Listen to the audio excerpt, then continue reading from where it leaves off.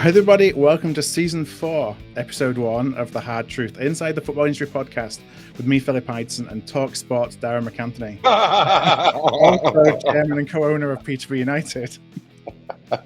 Very good, Philip, very good.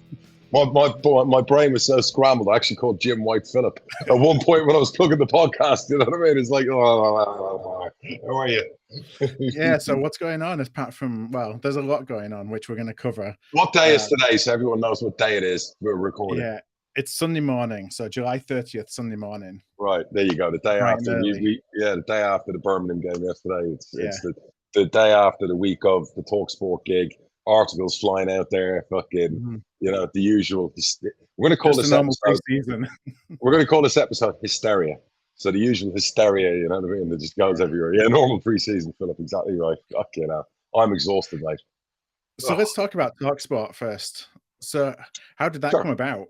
So obviously I'm pals with quite a few people, in the sports media. Sky Sports have a producer who's a Peterborough fan. They always want me on. TalkSport, I know Adrian Durham really well. I know Jim White. I know Simon Jordan really well. They'd asked me to fill in for Jim back in, I think it was May I went in. And I went in and it was good fun. And the producer at the time, the main guy, the main power to be at TalkSport, basically had been chasing me before that. And then since then, when I was in Dubai, he's like, can you fill in for Simon Jordan while he's away? Can you do like 2 weeks, 3 weeks? And I'm like, look, I can't commit to it. I don't want to say no at the same time, because they're lovely people. So I gave him a few dates and said, look, I can do 3 or 4 days in this particular week. There's one day I can't do because I promised to do an event at Peterborough, which was a sponsors event. So he was like, great. And then when I was in Dubai, I was in the pool and I was checking my messages and he was like, can you do a Sunday show as well? Like, we give you a Sunday show for 3 hours. Can you do it? And I was like, I can't do it. And he goes, look, can you give us 25 weeks of, and I was just like, look, and it's not, I'm playing hard to get. It's not about the money. It's just the time. I just don't have the time. I don't live in the UK. We're like, well, we'll set you up. You can do it in the States. And I'm like, no, because Sunday, like for me, is like NFL day, football, everything's going on, family, Sunday lunch. So I went in, did it. It was great fun. It was really good. The TalkSport's got some great people behind the scenes. And the setup, they're in that building. It's like, you might as well call it the Rupert Murdoch building. You've got the Times, you've got Virgin Radio, you've got, is it Talk TV? The new thing they've got over here. And you've got TalkSport. I mean, the building is unbelievable at the Shard. So fair play. I mean, they've invested a lot, and they're all, and it's interesting to see how radio goes on behind the scenes, the different characters and people. But the producers of the show are actually great. Like Luke's one of the main producers and a couple of the other guys. And they're like, I suppose you would call them the faceless heroes because they do such a good job and keep things moving. And, so you go in, my agreement was to come in 10 till 1, 4 days this week. So first time I've been on a train in 20 odd years. That was interesting because it just takes too long to go 20 miles into London and out. So you go in and you have at about 9:15 a production meeting. You're already given notes the night before. And then in the notes are the latest, what's going on, the opinions, who they're going to have on as an opinion guest. And I guess as the week went on, they realized that I was like anti-woke. So the guest got more controversial as the week went on. Yeah, correct. They loved all of that because obviously a lot of the stuff they have to talk about, 95% of people are like fed up with it. And Sky, they're fed up with it. Yeah. Whatever they have an opinion, they're pretty much like my opinion. But a lot of people can't say it because they're fear of being cancelled. Yeah. So I found it easy to go to pull people to task and stuff, but I was like, no, I don't agree with that. And whilst it can be like tasty on air, the guy, everyone's fine. Everyone has their own opinion. And I've always said this, you shouldn't have a grudge against somebody because they have a different opinion from you. That's where the world's broken down the last 3 years.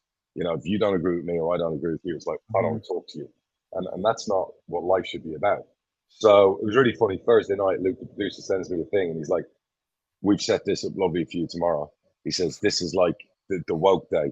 And they'd set me up like, it was the Saudi stuff. And then it was climate. It was, everything was like designed for me to like lose my head. So it was great. It was exhausting. And yeah, I was just being me, having fun. And whether people like you, don't like you, that's all I can be. So I think it was very successful, So they, like I said to you, they wanted me back next week or whatever. I was just like, I just have the time. So how did you manage to not swear on air then? Well, they have like a 9-second thing, right? Where they can, like, I think the only mistake I made the whole week was I said something about someone knocking off some bird. So I think they took that bit out.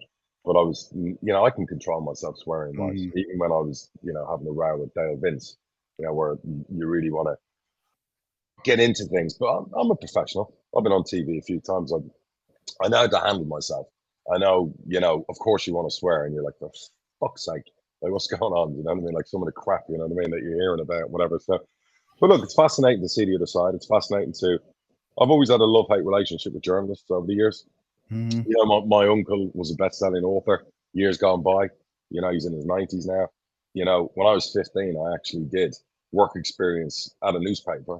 And when I went into, obviously, football, I got to know a lot of journalists. And over the years in my business life, I've had loads of hit pieces written about me when I became successful. Obviously, in football, I've had some hit pieces written about me, some more recent. And it comes with the territory. And I understand journalists have a job, but there are times I'll feel there's agendas at play. And that's where I can be, shall we say, feisty, going back on it and whatever else, you know what I mean? So, but look, everyone has a job to do, and some do it better than others. Well, I don't think Dale Vince is on your Christmas card list this year. Yeah. Look, we're very different people, and who am I to judge him? I don't know him. I've never met him. I just he wound me up because it was. I think the way he spoke to me at the start, he came at me. And I don't know if they wound him up to do that. I don't know. But yeah, I snapped a little bit as he came at me.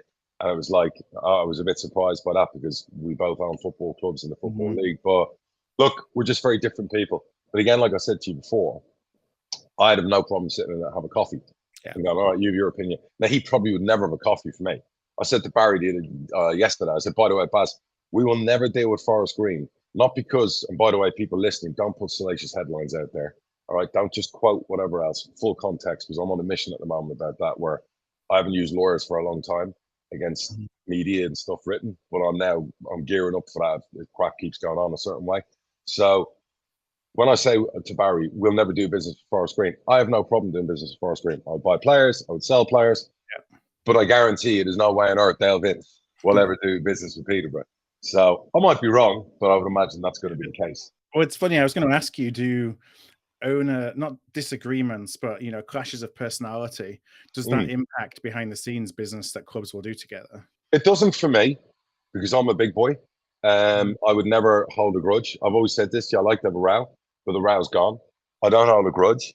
If that was the case, there'd be a lot of people who voted against going back to playing that I'd never have done business with after COVID. So, but there are clubs who would not do business because of me, I would say, at times, who would be like, if we rang up about one of their players, it'd be like, oh, it's MacAntony. We're going to either put the price up or make it really difficult. So that definitely goes on. Yeah. But again, that's their prerogative. Like I said, do I keep receipts? Of course, but, I don't use it as a grudge. And if it affects the player, I would, there was a case recently, just like a couple of years after COVID. And there was one club in particular who I thought their owner had the hump with me, and I had the hump with him. And they came on for a player, and in the end, I thought about for the player. It was like on deadline day, and I let the player go. I put everything else out of it, took the emotion out of it. It was like, okay, it's good for him, and it's okay for us as a club. I'll do it. So that wasn't in the equation. So that's just me. So lo and behold, you're kind of calling out some of the hypocrisy, I think, in the media over the week, especially when it related to Saudi Arabia. And we're going to talk a little bit later about Saudi Arabia. And then a couple of days later, you get another, interesting headline in a publication last night as we're recording it, talking about the financials. How, anything you can say about that?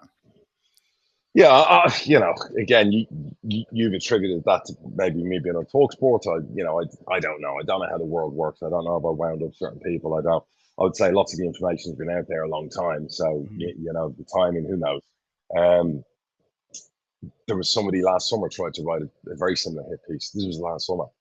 A lot of stuff that came out last summer in January, September, October that were on forums, led to me having a spat with some journalists for another League One club about you're posting stuff that's not true.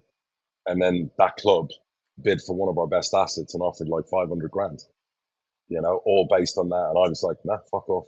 And then 7 months later, I ended up selling said player for like 4.5 times that money or whatever. So, it's always the effect of the negative publicity from it is everyone thinks, okay, you're in trouble. Now we're going to try and come in and nick all your players for next to nothing. Now we're going to try and make it. All it does is I don't lose sleep about the headline because, again, it's not true as regards that happening. It won't happen. You know, I've been working really hard on doing deals and whatever else, and we're in like the last couple of minutes of having that happen and being papered legally and stuff. So it's just more outside noise. I can't do anything about it. People are going to write what they want. Fans are going to tweet what they want. What they can't do is tweet, "We are going into something."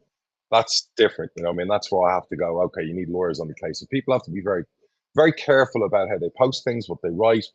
What I do know is the sources and where it's coming from. Again, I know where it's all in play. You know, I was, having a coffee this morning, obviously. I was going to start and watch all the fights last night. Don't tell me I've recorded them because of this podcast, which I agreed with you and forgot. I ended up going to bed at 2:30 in the morning. I was like, I need to be fresh in the morning for all the stuff that's going on.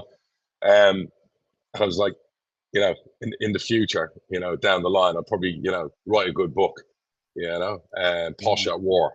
Yeah. Well, it's just like, crikey almighty. I've always tried to run a football club really well. I've always tried to make it a club that other people would want to do the same, whether it be transfer policy.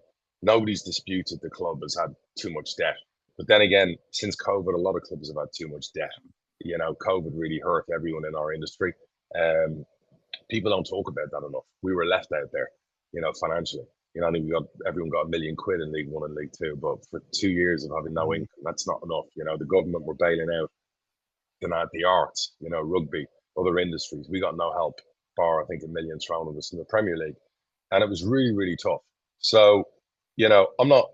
People say, "Hey, you're blaming COVID for bad decisions." No, COVID just made life a lot more difficult, and some decisions were made as regards to you take on debt and you do whatever else, but you do your best every year. You run your club as best you can. Decisions you make, partnerships come and go. As regards to ownership disputes and whatever else. Sometimes you get on, sometimes you fall out. That's nothing new. That happens in life. Nobody died. Things will end up getting resolved. So there is a resolution, and it will be resolved. And all the outside noise never helps. Just when you think you're done, and then something comes out and that tries to harm that process because it just casts doubts and everything. And that's my issue. Do you know what I mean? But I know what I have to do, and I know the club has too much debt, but it's not as much debt as everyone goes on about. I was having this debate yesterday with somebody from one of the supporters groups, having a chat and whatever, and go, "Yeah, but you're 12, 15 million in debt." And we're not. There's a thing called secured and unsecured. Yeah. And our secured debt's like under 6 million. It's 2-player sales. And people will go, "Why don't you sell players?" And did it then. "Oh, maybe you're not getting offers." Anyone who wants to call me a liar, I'll take them to court. I'll show them the offers. We've had offers for a lot of players.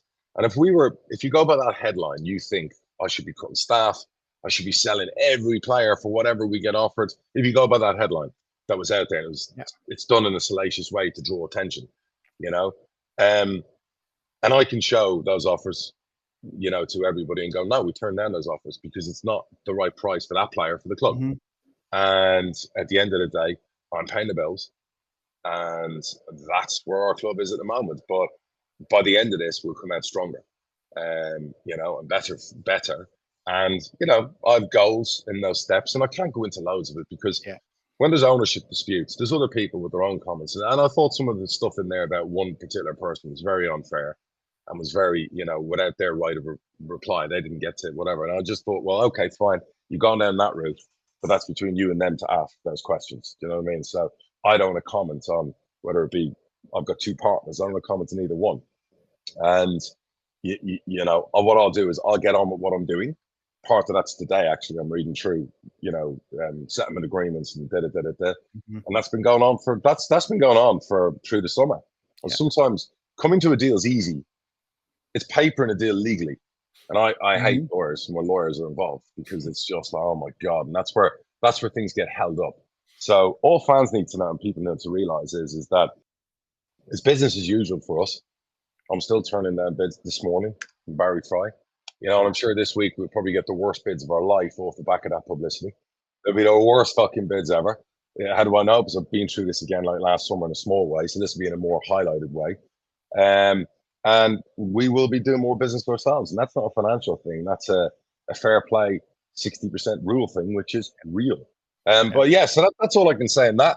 And people are going to come at you. And I would give advice the same advice my dad gave to me when I was going into business, I'm going to give to my children.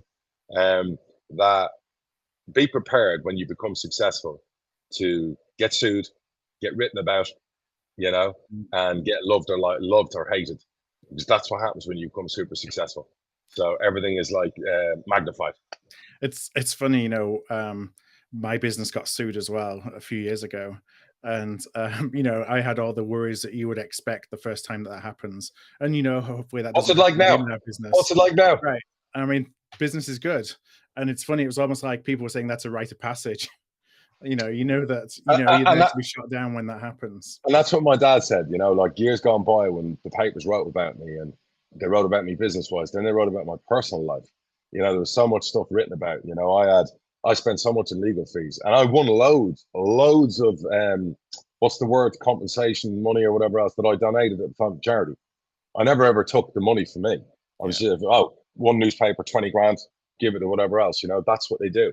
So, and people are going to write about you, regardless of what you do. And of course you can try and answer. The more you try and answer and give truth, the more then they'll try and, so sometimes it's like, oh my God almighty. I try and deal with things myself and it's just like, you got to go back to giving it to your lawyers to deal with, so it is what it is, so I guess my whole thing is less noise, and I did say to Peterborough fans, I wanted to go into this season with less noise. The season hasn't started yet, so I'm glad it all happened the week before, so I can stick to that, but less noise is the key thing. Of course. Well, yes. Yeah, I feel very comfortable about, there's like numbers out there, that what we owe and whatever else, and it's incorrect. Trust me, I feel very comfortable about the whole situation. Like I've been the one who said very little. There's been a lot of stuff said, there's been a lot of stuff put out there. So, I'm very, very comfortable with our football club's position. Very comfortable, deal or no deal or whatever. I don't lose a minute sleep over that. Mm-hmm. So at the end of the day, all will be well for our football club. And, my job is not to let anything happen to it. But I can't stop the negative stuff. Other fans who seem to be enjoying it as well and re-amplifying and the word, that was used. I'm not going to use the word because I just think it's unfair to put that word out there. But, and then it's like, within that is like our auditors and our accountants and, language that's used. And I was like, lots of the language is used for every football club. And I went back and read loads of our old report and lots of the language is in there that in terms of there's always the element risk. If a shareholder withholds the financial support, if a club defaults on any agreements they have or whatever else, there's always an element of risk that it becomes, what's the word? When a club it doesn't have money or it doesn't have whatever, it's like an accountancy term. Well, more than that, they use a certain word that frightens everyone that, if a club doesn't have cash to operate or doesn't have, and that's what they do, so that's always been in there. But again, and then you got people on Twitter popping up about the cars I drive, and this car's repossessed, and no cars are repossessed, and any car I drive that's leased by the club, I pay for myself. Mm-hmm. People are just blowing my fucking mind. It's just incredible, really, the stuff that just, comes out, whatever. So it's what it is, but as a podcast, we're not going to shy away from it. It would be easy not to have talked about it today, but I said to you straight off the bat, look, hit me with whatever. We're not hiding from anyone. But the one thing I won't do is hysteria. The one thing I won't do is amplify crap, and I am all about action, and people are going to see lots of action from me. Well, the one football part of that piece was right at the end, so maybe you can't tell me the exact answer, but any truth in the Ronnie Edwards 50% sell-on that was at the bottom of that article? Oh my God, you're like Alan Swan, you know what I mean? When fair play to him, he has to ask that question, I'm not going to, A, I would never talk about any deal with any other club. Yeah. And B, I don't know why that was put in an article or who's leaked that. Well, I think I know who leaked it and why, but what's the point of the article? It doesn't write about us having X amount due from MacAntony if you ever get sold. So you give both sides, right? Ooh, Peterborough giving away half of Ronnie Edwards. Everyone thinks Ronnie Edwards getting sold is going to save Peterborough. Ronnie Edwards, listen, the way he played yesterday and all pre-season, and he's going to get called up by the England under 21s. I'd give a fuck if he gets sold this summer. Mm-hmm. God's honest truth. If Ronnie Edwards is with us till January, so be it. Yeah, all those clubs or whatever. Increasing. Yeah, like with all due respect, he'll be in the England under 21s next. He's played 20 times ring. That's not an advertisement. So going into sell-ons and deals I do, all I would say there is that for any given transfer deal, have a look around the dates and the circumstances of a particular deal. Have a look at it. All right. And nobody should be able to question me or should question me on any deals done for players. You know, like some people are like, oh, the best deal maker is the Barnett guy. No. If you look at A, go and watch our team. You'll be very surprised. And B, never question what we pay in salons. You know, we paid zero for Ronnie Edwards. Mm-hmm. Zero. And by the way, we signed Ronnie Edwards right in the middle of COVID. Yeah. As a 16, 17-year-old. So, you know, again, great headline, great thing to throw in there to make it seem like, oh my God, half of that money's going anyway to another club. How are Peterborough going to save themselves? Fuck off. Like, seriously. I wish you could say that live on air. I can say that in my podcast. And by the way, Hard Truth listeners, fucking unbelievable support. You know, our episodes from season 3 are going through the roof. So, you know, fair play. And I love seeing that because it validates the production crew and everyone. So, and if you're listening, we still haven't got a sponsor that's agreed to pay what we want. So if anyone wants some real traction to sponsor our YouTube channel, sponsor our show and whatever else, email at.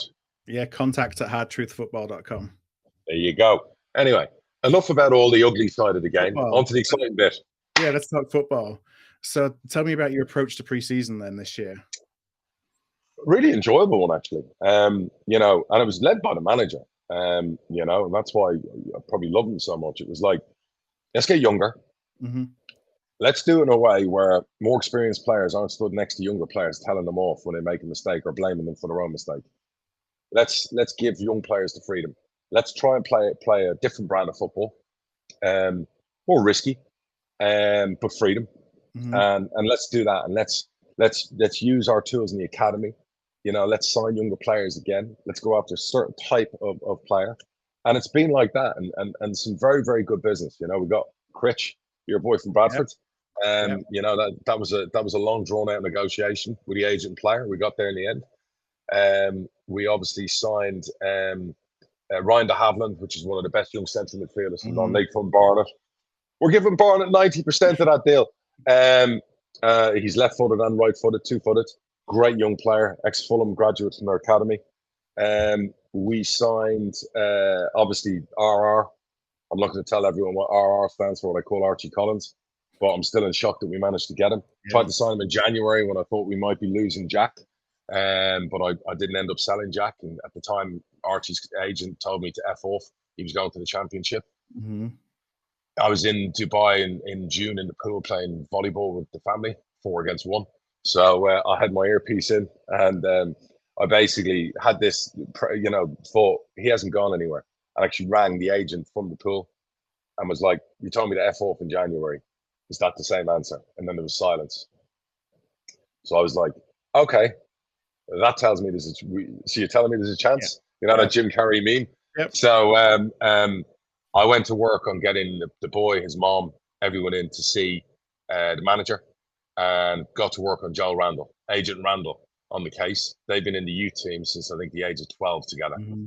And I thought, this will kill 2 birds at one stone. We're getting one of the best young central midfielders outside the Premier League in our team to replace Jack Taylor. And Joel Randall's close buddy, who might bring the best out of Joel, who's had a horror 2 years for various reasons. So, and I went from there, and I couldn't believe it. And Exeter were absolutely brilliant to deal with. And it's for them, I think it was a travesty that championship clubs didn't jump in. I think the concern was that if you sign him, you go to a tribunal because he's under 24. Mm-hmm. So instead of taking that risk, we went around that and went straight to Exeter and said, let's hammer a deal.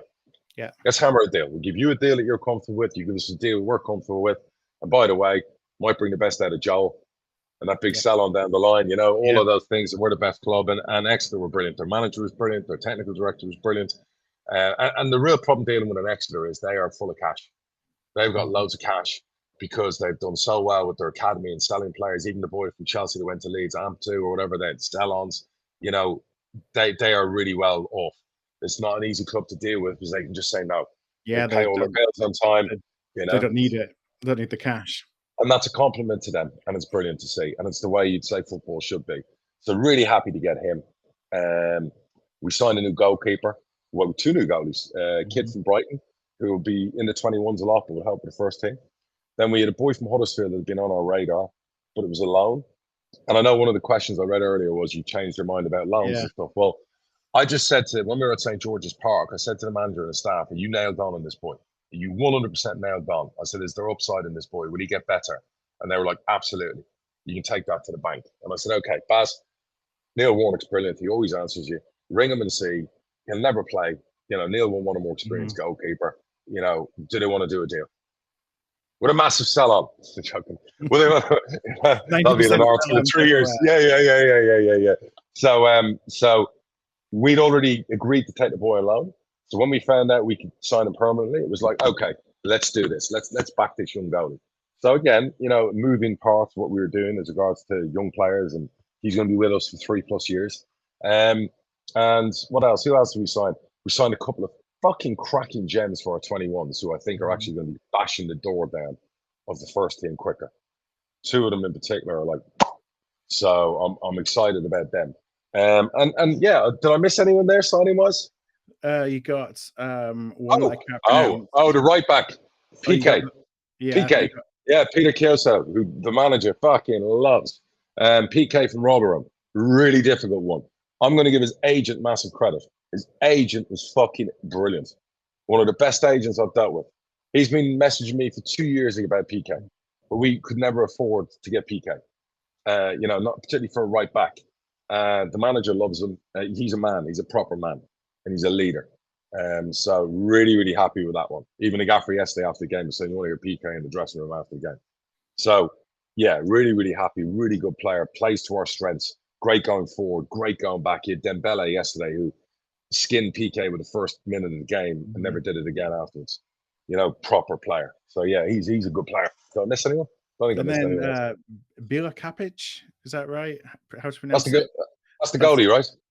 Is he? Oh, that's the 2 goalies. You got Flynn Talley, and he's the second goalie. Yeah, is he? yeah. I don't even want to get into names because that would have been like that was my problem on TalkSport all week. My mind was scrambled with various names, but yeah, no, really, really good recruitment. You know, and again, you know, we had 9 on the list to go out. I think 5 or 6 had gone. You know, really good business. A few left. You know, Thomas has done really well. If he doesn't go, he doesn't go. Janda Fuchs has stunned everybody, and Janda's a favourite of mine. Yeah. Janda was brilliant in the championship for us, and Janda's blown the management team's mind. First game of this pre-season, he's pinging 40-yard passes. We all looked at each other like it's invasion of the body snatchers because that's not his game. And he's put his head down and he's worked really hard, and now he's one of our 4 midfielders. It would take a stupid bid to get to sell Janda. So, and the massive manager's call, I'm like, do you want to keep him? Because you were always planning if he got sold, he'd get a 4th midfielder. So our midfield is Jando, Hector's above Hector, Archie, and Ryan. You know, great age group in there if you look at it. You know, and then obviously, yeah. No, really, I think who's left on the list? Well, Clark Harris. Yeah, Clark Harris, a couple of bids from America. A couple of League One clubs would like to sign him, don't have the money. 2 clubs in the championship, one who has to sell would like to sign him. Manager picked him yesterday. I would presume, you know, a lot of the 11 that played yesterday are probably your starting team for the season, as per a lot of teams. We played a full-strength Birmingham side, bar a couple of players who were in and out. We were fucking brilliant. The football was a joy to watch, an absolute joy to watch. 3-0 up in 15 minutes. Yeah. We were exciting. We break with some panache. Really good. And yeah, they scored a couple of goals or whatever, but we controlled most of the game. We look at threat. Jono, to be fair to him, is you wouldn't think the way we play now would maybe suit him, but fair fucking play. He stepped up. He looked good. He got his place yesterday because everyone was thinking, was Cabby going to be in or was it him? He hasn't sulked. You know, he's not a captain anymore because it would be daft to make him captain while he's on the transfer list. Fair play to him. There would be bids for Jono. He's a double Golden Boot winner. You know, it's just there's been inquiries and bids from America. They're not enough. So, and again, a club for so much trouble, and I'm turning down bids. So there will be bids for him. If he goes, if it's right, we will react. Yeah. And we have a plan to react. But yeah, no, that's it. But the football yesterday was like, mwah! It was like that. It was like, and I'm going to say this, and this is a message to the Posh fans. I'm not going to tell you how to suck eggs. I said it to a couple of people around me. The way we're going to play this season is going to be lots of times a joy to watch. There's going to be times where you're going to shit yourself. We're going to make mistakes. We're going to give away the most stupid goals you're ever going to see. But you're going to have to stick with it with the youngsters. Just stick with it. Just, if you can, just get behind it. Because the minute we start going at them, including us on the podcast or whatever else, they could go wander in that way of you put too much pressure on them, criticize-wise. Let's allow them make the mistakes. I promise you it won't last long. And they're going to be some unit together. You know, the sky's the limit for the young bucks. You know, there's some serious talent in there. but we have to enable them to make those errors. Because if you watch the way they were playing yesterday, it's brave. You have to be brave to do it. Because when it doesn't work, it's like, fuck. So you know, but I'm all up for that. I'm signed up for that. I'd like our fans to be signed up for it, but you do you. I'm not telling the fans, don't be the headline. Darragh censoring the fans. It's not what I'm saying. Just think of the bigger picture. You know, but we've got some, even in our academy, yeah, we've got, you know, one just got called up by England under 18s. Benji Arthur, with a Prem club ring us after the Stanford game. It was during the summer, and it was really funny. I was stood there with Baz, and Baz was like, "Okay, you know, you're ringing about Ronnie Edwards," and the club was like, "No." So, "Okay, you're ringing about Efron Mason Clark," and I was like, "No." I was like, "For fuck's sake," you know, I was going through that, you know, whatever. And it was like this one, and it was like, oh, "Okay, you know, like one of the England coaches that says he's one of the best players at that age level. He plays for the 18s, you know, all of that kind of thing, and you know, so." We are very excited about him, but it's like everything else. You know, we're showing his dad and him that, you know, the best place is not to go to those clubs or not to, you know, get sold. You know, yet is you can get in our first team. Yeah. You can get in our first team. So you know, we have another one, a left back in there as well, who potentially is getting called up at the England 19s in November.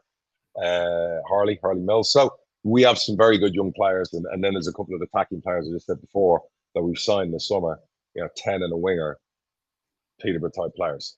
So very excited about that. So yeah, all good. So that's the football.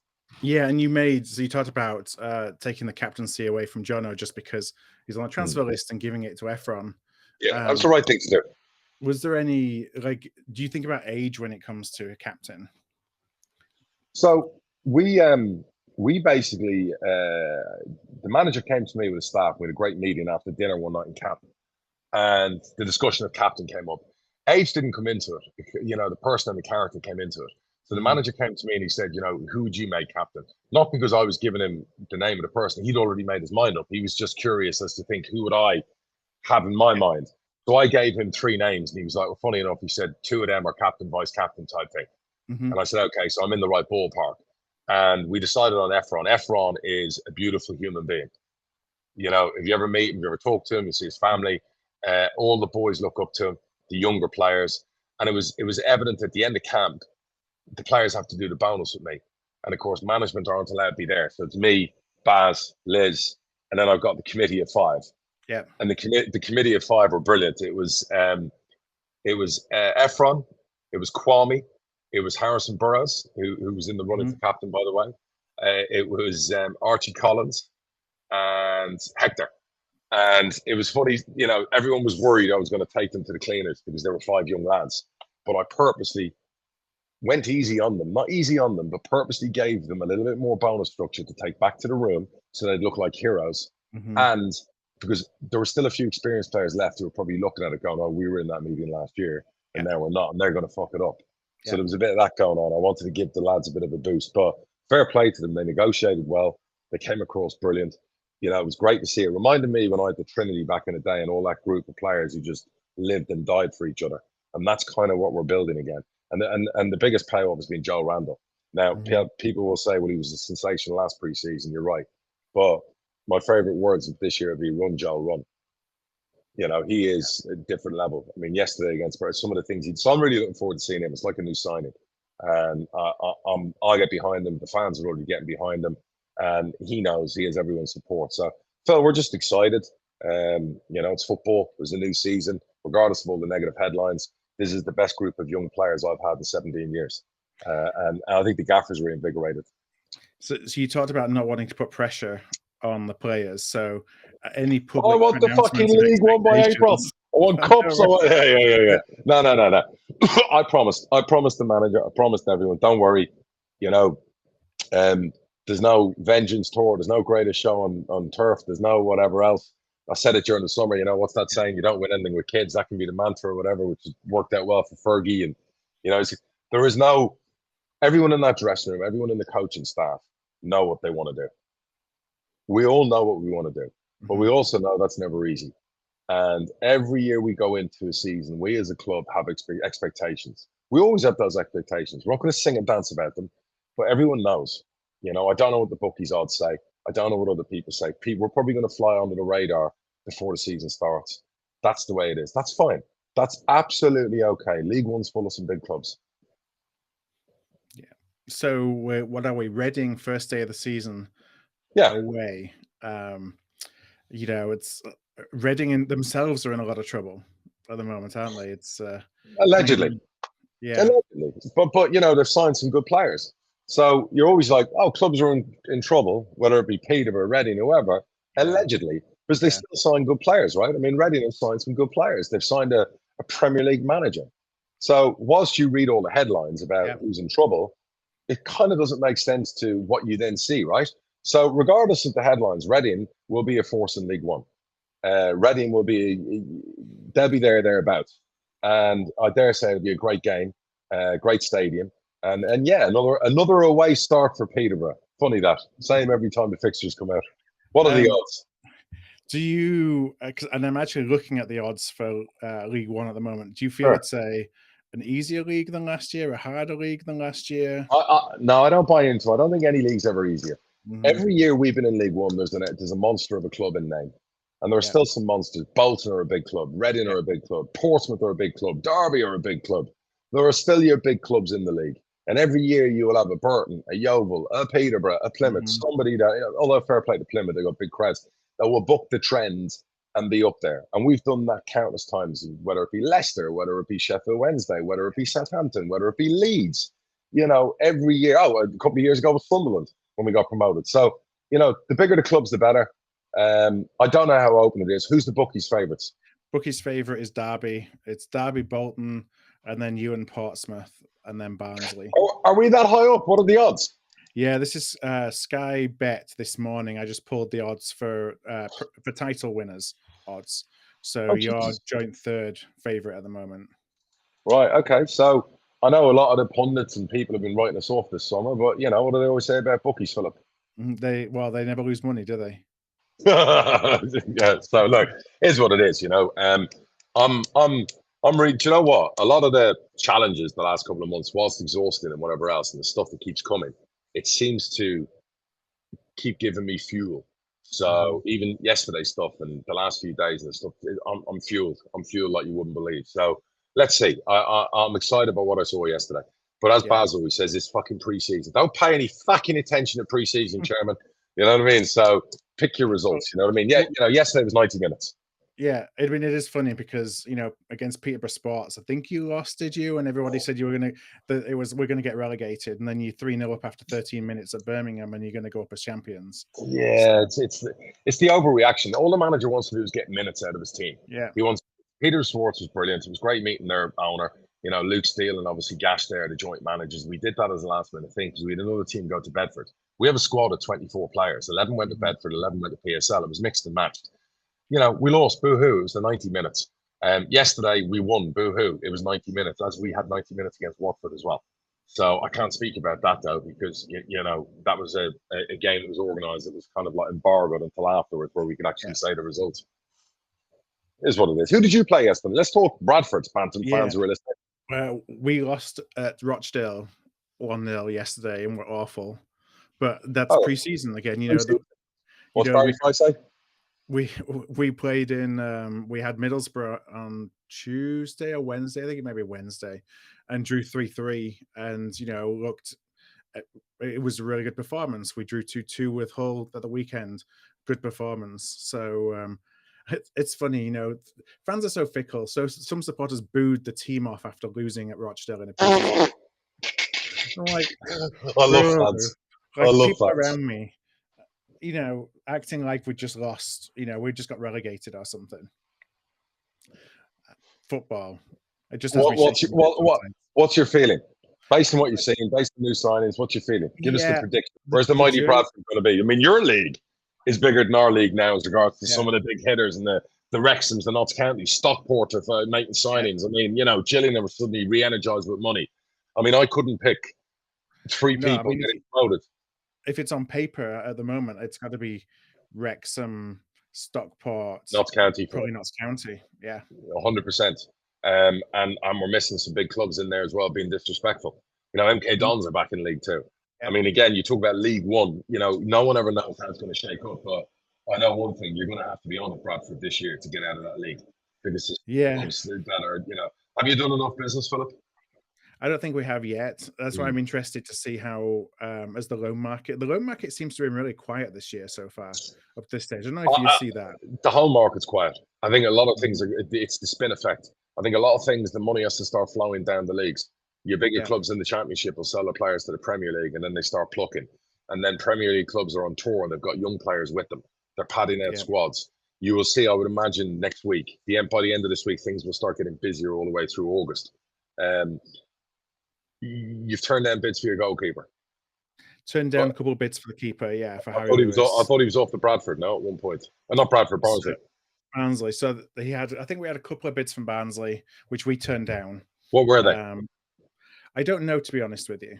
If I was going to speculate, just from what I've read in the press, I think it was probably 400,000 or 500,000, something like that. But that's me completely speculating. I think less. I think less. Yeah. I think if I was to speculate, it'd be in the 250 to 300 range and turned down. Which, for his value to the club at the moment, I mean, it's good that we have the ability to turn them down. You've got a year with a year left on him, haven't you? Yeah, we got a year and an option. Yeah, so you're okay. You're comfortable. He's not running the contract down. Does the player want to leave? Well, and that's the thing. I think that who knows whether he wants to leave or not, but he's that minded that it's like I was unsettled for a week while the talk was going on. The talk's gone, and I'm more than happy to be here, and I'm fully focused on being here. Okay. He's that kind of character, I think. Or is it more important if you get 300 or 400 grand that allows you to get 4 or 5 important players to the squad? Well, but the thing is, we've spent money on players in the realms of, that 80, 100,000 pounds that haven't ended up being good players for the squad. So it's still, Yeah, but I'm talking wage package, loans, everything else. If that one player or goalkeeper, allows you to get, 3 or 4 missing pieces to add to the squad, right? Yeah, one of those would have to be a goalkeeper, though, because we don't have any backup at all in the goalkeeper position. I don't know. I think that his value to the team as a teammate you would have to really do a good job on recruitment to replace him. Take the money. Take the money. Yeah, like with all due respect, it's a goalkeeper, and I don't want to play down the goalkeeper position, and I've said this in the past. A million clubs, have goalies on loan. They have goalies in, and yes, you need a good goalkeeper. But I think, it's the sum of all parts. If a goalkeeper allows you to bring in a striker, a midfielder, a defender, in the spine of your team to improve your squad, I think even if your new goalkeeper was only 80% of the previous goalkeeper, I think it favours you odds-wise of having more chance of going up. So I think take the personal love of them away, which I feel I'm getting from you at the moment, and do good business. That's my opinion. Do good business. Very rarely do you see goalies sold in the lower leagues for money. Mm-hmm. Do you feel that when you're looking at where you're putting money, that goalkeeper is more of a commodity than other players or other positions?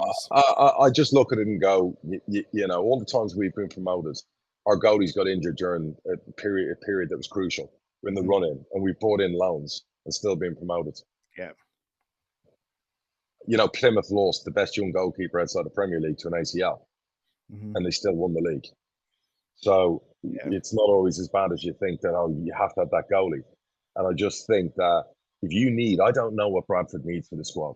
I don't know if you need another midfielder. I don't know if you need a fullback. I don't even know if you need a striker or a winger.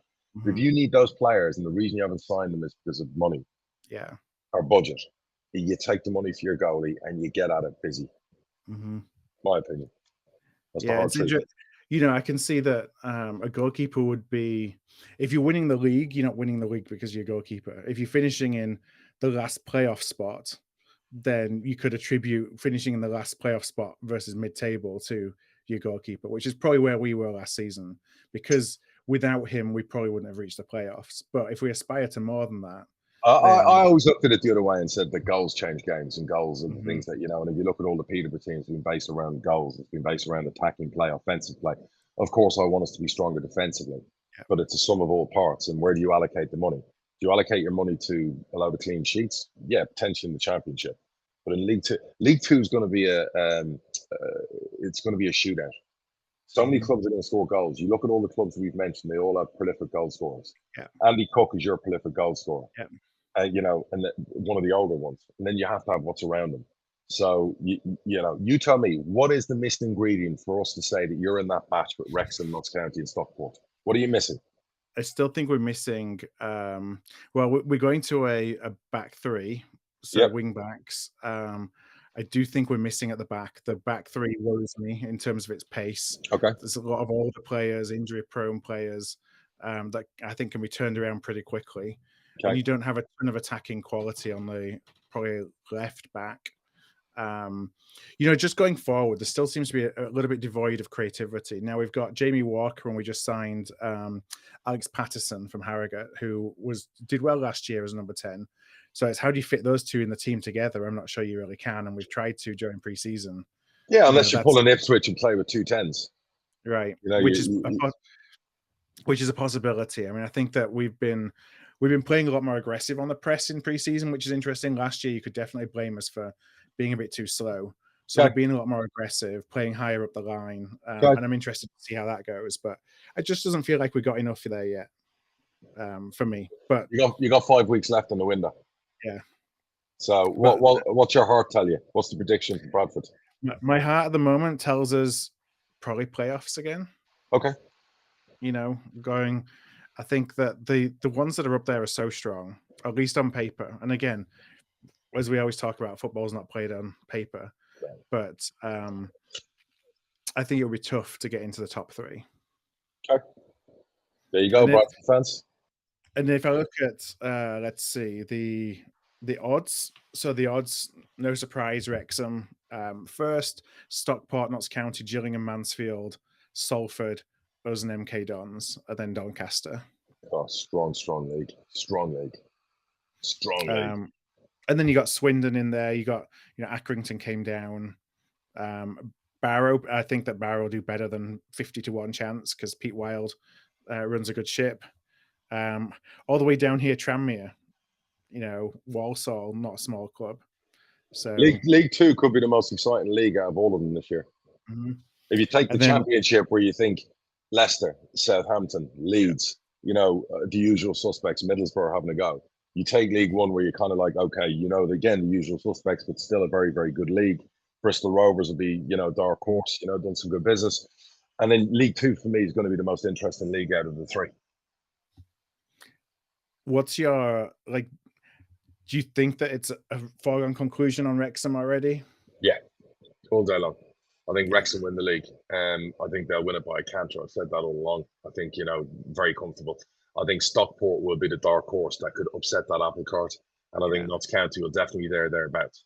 So it's a fascinating league. And like I said to you, clubs like Gillingham now, new ownership, have got money, did well in the second half of last year. Mm. If you're asking me to pick promotion people out of each league, I can't do it. One, I don't love making predictions. And two, it's going to be, could be one of the most exciting years in all 3 leagues for a long time. And like I said to you, the Championship's the same, For me, my pick is Southampton. I think Southampton will win the league by 10, 12 points. They'll do a Burnley. Mm-hmm. Yeah, if I look at the odds in the Championship right now, Leicester, Leeds, Southampton, Middlesbrough, Ipswich, Norwich, West Brom, Watford, Sunderland. Yeah, Southampton win the league. Ipswich will be top 8. Might pull a Sunderland from last year. I think they're going to have a really good season. I think there's a lot of business still to be done. Yeah, I think, and that goes to what we talked about earlier, the market's being pretty, I think it's hard to project the season at this point because there's got to be a lot of movement still. Yeah, you have to be the same for us, we're very comfortable that, if a couple go, a couple will come in. There won't be any panic from us. We have our targets. We know what we want. We're not going to do them now, but the manager's very happy with the squad going into the first couple of weeks of the season. I think the last 2 weeks of August will be, busy for everybody. And doing the right deals here and there and getting, knowing by then, okay, we're missing this, we're missing that, we might need to tweak this, and then you react, and whatever. And we're taking a very calculated view on everything, and again, I'd said long before the troubles were going on that we were bloated. We had a Championship kind of wage bill and very bloated. And a lot of that was older players that, we've managed to clear the decks nicely, do a bit of good business, bring some players in, reduce the age. We're very comfortable where we are. And that's something we wanted to do. But I'm still as ambitious as ever to do a couple of more parts before the end of the window. Well, just finishing on us, we got Crawley away, first game of the season, and Crawley is the one in good manager. That good manager. There's a lot of goings on there still. A lot of players that are being sold out there, so we'll see. It's always a tough place for us to go. Yeah, really good manager. We don't know what everything going on at Crawley off the field with the thing last year. That'll be interesting. But again, it's first game of the season. Who knows? Who knows? Like us going to Reading, you don't know what you're going to get, and it'll be the same for Reading fans. They're not going to know what they're going to get. Peterborough fans, again, and it's like it's the first game, is what it is. And last question on the championship: where do you rate Leeds' chances this year? Have to do a lot of business. A lot of big hitters are gone. A lot of people on loan. People are moaning. Obviously, the 100+ million worth of players gone out on loan. I understand why that's happened. I get that, but they have to do business, and they have to do business quickly. I'm a secret Leeds fan. The club, the size of it. They have to do business quickly. I would say their fans would tell you that. I haven't seen anything about them pre-season. I know they've got a manager who knows how to win that championship and get promoted, but they have to give him some of the bits and parts he needs. And I think they're four or five players short of what they need. Now, in the Premier League, is it worth anyone showing up this year? Arsenal will have a chance. Man City have lost a few key pieces, but I know Pep Guardiola and them, they will sign more. I think it's between Arsenal and them. I think Liverpool will be top four. I'm really re-energized by what they're doing in midfield. I'm excited by it. We're getting younger. I think we will challenge the following year for the title, do what we did 5 or 6 years ago against Man City. Next year it'll be top four, probably with a trophy for us. But really, title-wise, it'll be City and Arsenal. If Arsenal could solve the goal scoring problem and actually have a prolific goal scorer, Arsenal could win the league. But I think it'll be Man City again. I saw more Mbappe to Liverpool on loan rumours on the internet this morning. I wouldn't want him. I wouldn't want him. I don't want the circus. I don't want the shit show. Don't want him. I'm very happy. I don't know. It's all a game. I think at the last week of the window, Madrid will offer him 40 or 50 million quid. Yeah. And I think he'll end up at Madrid potentially. But I don't want him in Liverpool. Create as much problems as possible, so they're happy just to get anything. He wants to go to Real Madrid next summer. So he's going to sit there. Madrid will come in with a derisory offer, and PSG are going to have to lose their ego and move on the shit show and the circus. That's my opinion. Move on, move past it, and learn from it. No player is bigger than the club, and no player should be getting paid 150 million a year to play football. But it is what it is. And then that's a nice segue into Saudi Arabia then. You've heard me on TalkSport all week. You know how I feel about it. You take the money, I take the money. I'm not going to criticize anybody for it. I know what the Saudis are trying to do. Very clever of them. I said it on TalkSport that somebody in England eventually will buy the rights, because that will become a top 5-6 league in the next 3 years. They're signing the older players first. They've signed a few younger players, some players in the peaks of their career. The boy from Newcastle, the boy from Wolves. Mane's now gone out there. He's 31. I've said if Saudi are clever, they start robbing the champion League One of talents as well, young talents, because it's going to get eyes on it. And it's fascinating, really. I'm out to Dubai for a few days on business, and it'll be interesting. What the mindset and thought is about the whole Saudi thing. But if they want something, they're going to get something. And we can go on about all the atrocities and the stuff that goes on off the pitch and what we agree with, don't agree with.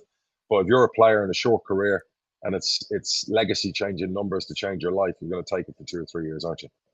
Yeah, I don't blame. I mean, I understand players who would say no, like Messi allegedly did, but you can't blame anybody for saying yes to that life-changing amount of money. Of course.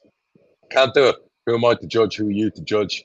At the end of the day, I always said this: money talks and bullshit walks. That's just the real world. And I'm not going to get into the whole debate and argument about journalists in Qatar and whatever, because I'll probably have 5 new articles written about us next week. And I think Jordan Henderson's been the highest profile the last few days. And again,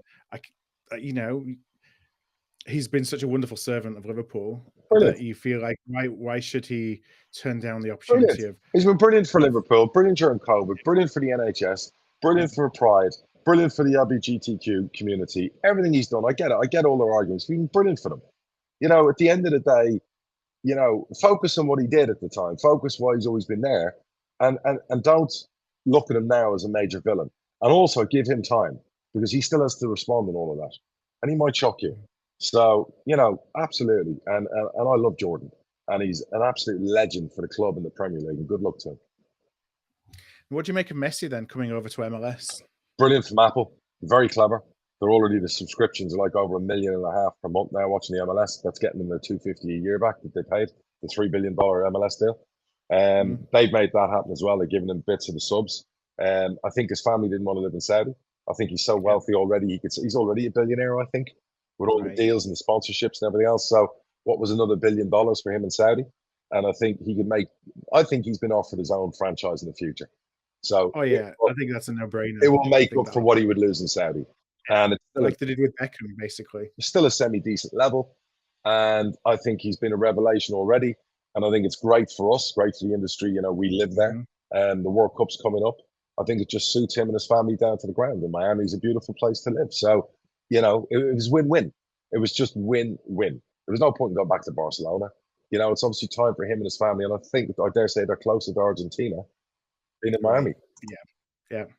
Do you think it was going to be transformative to MLS, or it's going to be just a good player playing for a couple of years? I think it will transform into Miami, who are shit. Yeah. You know, they've been shit as a franchise. I'm sure you'd agree since they've been in there. I think they'd never won a game more than 3-0, you know, until he came in and did that in the first game. They hadn't won something like 12 in a row, had they? Until I think they're trying to sign their own Galacticos with who they signed player-wise. I think it will put a lot more eyes on the league. I think a lot more people will watch. That will bring better players. I think the real difference we will see in the standard, the level, will be by 2026 when the World Cup comes to town. And hopefully after that, then they'll come to their senses and put a pyramid in place. Then it will become probably the second most watched league in the world. Yeah. As we always say, without a pyramid, it's not rocket science. It's just not rocket science. That could be in 20 years' time rivaling the Premier League if they cut their finger out of their arse and thought about it. So watch out, football world. That's where it's going. It was really interesting to see about, you know, before he was even announced, what it did ticket prices and how everybody sold out. Ticket prices went through the roof. It does make you wonder about sporting integrity and if everyone's going to be protecting him so much because he has to play every game because there's so much commercially rising on it. Yeah, but that's good for business. It's good for the MLS. Look, you're going to do those things. You're going to look after a Messi. You're going to, you know, he's the brand now. It's just like in Saudi, I'm sure Ronaldo's not going to get kicked as much. Yeah. You know, the powers to be are like, he's the brand. Red card every time you kick Ronaldo. Yeah, correct. But you know what? You know, you laugh about things like that, but in some way, it's like it makes sense as well. You have to protect the brand where you build the brand. You know, the quarterbacks in the NFL are protected more than anyone else. Why is that? Because they're the most valuable product of the NFL. So that's just sports. That's the way it is. So I'm excited to see what happens. I'm not quite there yet about watching the MLS. I will be probably in 2 years, you know, after the next World Cup. So a lot of good things happen football-wise. Yeah, and the last thing I just want to touch on today is timekeeping. So the EFL all their new rules about making sure we have more in play time, if you will, during the game. And you know, we're going to start seeing 10 minutes of added time on the end of. Let's see how it works. Maybe it'll lead to more goals. So let's see how it works. I'm not against it. You know, everyone knows there's a lot of time wasting going on. So I'm all for it. You know, and you know, it's an interesting thing. They did it at the World Cup. I found it quite fun. That you had an extra 10 minutes of the game going on. So let's see how it pans out. I dare say it'll die down. It'll start really hot and heavy, 8, 9, 10, 11 minutes. By the time we get to January, it'll be back to 4 to 6. Forget about it. Or maybe it will increase the demand on physios and fitness coaches. Not more staff. I don't want to hear it. I don't want to hear that. We need more staff. Need more help. Never. Yeah. Move on. So that's that. You know, what else? What else we got? I think that's about it. We had the question about goalkeepers from Gordon earlier, but we touched on that. I think you've touched on a question from John, but I'll ask it anyway. Sure. Will any of the transfer list of players, if they're still at the club when the window closes, be offered new contracts? I'm assuming they've all been offered new contracts anyway, with only one. Yes, and the answer to that question would be yes. So there will be new contract offers to players who settle down, who are still here past the window and affecting the first team. Yes, absolutely. If it's right for us and right for them, that will be done. Next question. And the last question is around women's football. Marcus says, I've supported the posh men for over 15 years and the posh women for 2. Talked about attending both, but it comes across quite a bit of resistance about seeing the women's game as inferior. From his point of view, you know, that if you want high quality football, basically watch the Premiership. You know, you're always going to have differences in quality as you go down the leagues. It's just really making a case for the women's game just being enjoyable and looking for, you know, continued support, I think, from the club. Yeah, for the women's game. and his question was, could you plug them more on the podcast? Yeah. He's absolutely right. So look, I'm not a massive fan of women's football. I don't watch it, so I would not lie about that like lots of people do. You know, I know, you know, the World Cup's going on at the moment, but a lot of people don't watch it. I'm really proud of the Posh women. I'm really proud of the manager. I'm proud of Bobby, everyone involved who run it. I even gave them a little bit more money this year to give them a chance of promotion. I'm so proud. It was my idea to move them away from our training ground in 4G to play at a stadium last season, because I felt they would help build their own independence. They ended up getting 500 plus people to a game. It was my idea to let them have a game at our stadium. And I said, as long as we don't lose money, we will do that more.